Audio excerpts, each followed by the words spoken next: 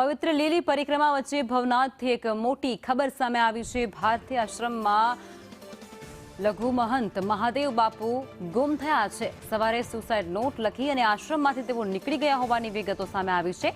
આશ્રમ સંચાલકોને જાણ થતાની સાથે જ પોલીસને વિગતો આપવામાં આવી છે। સંવાદદાતા કેતન જોડાઈ ચૂક્યા છે। કેતન, સંપૂર્ણ બાબત શું છે? કે જે રીતે આજે સવારની આ ઘટના છે, જ્યારે ભારતી આશ્રમ જે પ્રખ્યાત આશ્રમ છે તેમાંથી જે લઘુમહંત તરીકે મહાદેવ ભારતી બાપુ છે તે ગુમ થઈ ગયા છે। તેને સુસાઇડ નોટ લખીને ભવનાથ સંચાલકોને જાણ થતા ભવનાથ પોલીસને જાણ કરવામાં આવી હતી। ભવનાથ પોલીસ અને જુનાગઢ પોલીસ દ્વારા અલગ અલગ ટીમો બનાવીને અત્યારના શોધખોળ શરૂ કરવામાં આવી છે। સુસાઇડ નોટમાં અંગત બંદૂકનું કારણ લખ્યું હોવાનું જે પ્રાથમિક માહિતી મળી રહી છે। પોલીસને જણાવ્યા અનુસાર મામલો તપાસ હેઠળ છે અને નોટમાં કોના કોના નામ છે તે અંગે હજુ પણ કોઈ ખુલાસો કરવામાં આવ્યો નથી। તેને લઈને જુનાગઢ ભવનાથમાં હાલ તો સૌથી મોટી ઘટના છે તે સામે આવી રહી છે। ખાસ કરીને જે મહાદેવ ભારતી છે તે જે વિશ્વંભર ભારતી બાપુ હતા તેના ખૂબ જ અંગત હતા અને હરિનારાયણ બાપુના તે શિષ્ય થાય છે। તેના થવાથી હાલ તો ભારતી આશ્રમમાં અનેક ચહલ-પહલ જોવા મળી રહી છે। ખાસ કરીને તેની શોધખોળ પણ પોલીસ દ્વારા કરવામાં આવી રહી છે। જી, અન્ય સાધુ સંતોનું કોઈ નિવેદન સામે આવ્યું છે કેતન?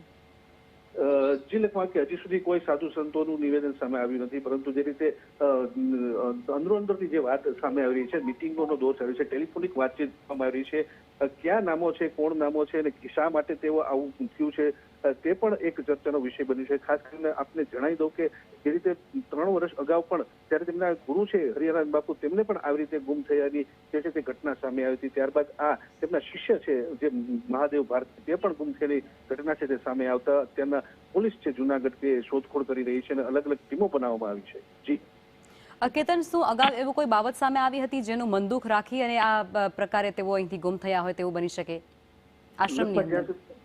જી લખમાં અત્યાર સુધીમાં કોઈ એવી ઘટના જે છે તે મહાદેવ ભારતી સાથે જોડાયેલી હોય તેવી ઘટના કોઈ સામે આવી નથી, પરંતુ જે રીતે અંગત બંદૂકનું કારણ જે સુસાઇડ નોટમાં જણાવ્યું છે તેને લઈને અનેક વિવાદો ઉભા થઈ શકે એમ છે। ખાસ કરીને જે નામો લખવામાં આવ્યા છે તેને લઈને પણ હાલ તો ચર્ચાઓનો દોર ચાલી રહ્યો છે અને પોલીસ દ્વારા અંગત તપાસ પણ કરવામાં આવી રહી છે। જે નામો લખ્યા છે તેમની પણ પૂછપરછ કરવામાં આવી રહી છે। ખાસ કરીને જે રીતે ગુમ થયાની ઘટના આવી છે આજ સવારની છે, એટલે કે 1-2 દિવસ પહેલામાં જ કોઈ એવો ઘટના બની હોય જેને કારણે આ પગલું ભર્યું હોય તેવું ચર્ચાઈ રહ્યું છે। જી કેતન, આભાર।